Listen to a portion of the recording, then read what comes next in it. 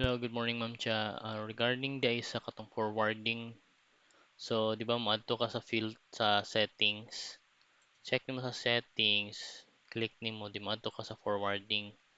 Naa siya feature ang forwarding na maka-filter ka og email.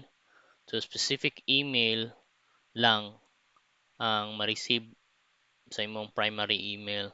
So for example, gusto lang nimo ma-receive ang related kay sa kuang Manulife or Tinta Bana, kay Sir Peng or something.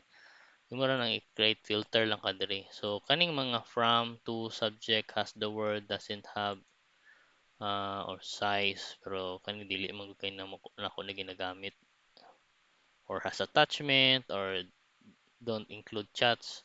So mga filter ni siya. So meaning kung for example diri ang email niya is for example kani kuha man ning third dami na email. So every time na mag-email ko diri sa iyaha kani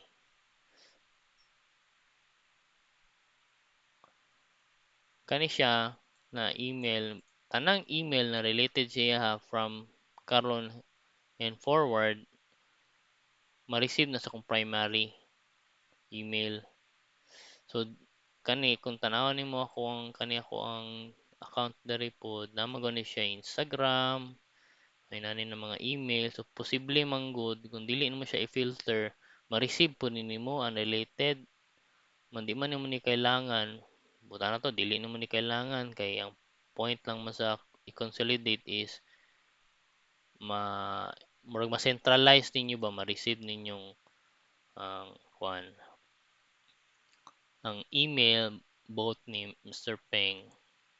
So Sir Peng. So pwede po mo mag-add og label, mag-add kag label ang diri nakatog Manulife, Manulife.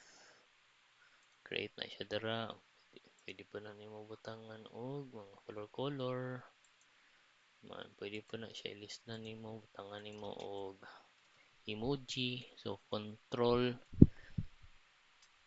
ay Windows period ay sa tato ani. So save na siya. Sa emoji man nag-filter ka forward creating filter. Dali ka na. So create filter. So gusto po di mo siya at the same time. So man siya Manulife. So again mo to siya na mga watching wala to 10 ka book diri magawas ni number 10 ka buok. So pag maka-receive ang ako ang email kani siya mo to siya sa ko ang primary. At the same time iya pud siyang i-archive diri.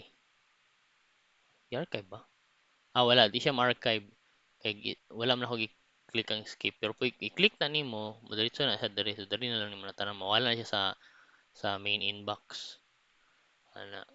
So i-create lang nimo ang filter then mo na to siya tanang mga email related ato sa imong filter kay mora jud to pud imong ma-receive kay problema man gud kung di mo siya i-filter maka-receive ka og dili dapat yung ma-receive sig tanan ba masay natay mga subscription na di man siya kailangan ma-forward kay personal man siya di man siya part sa business.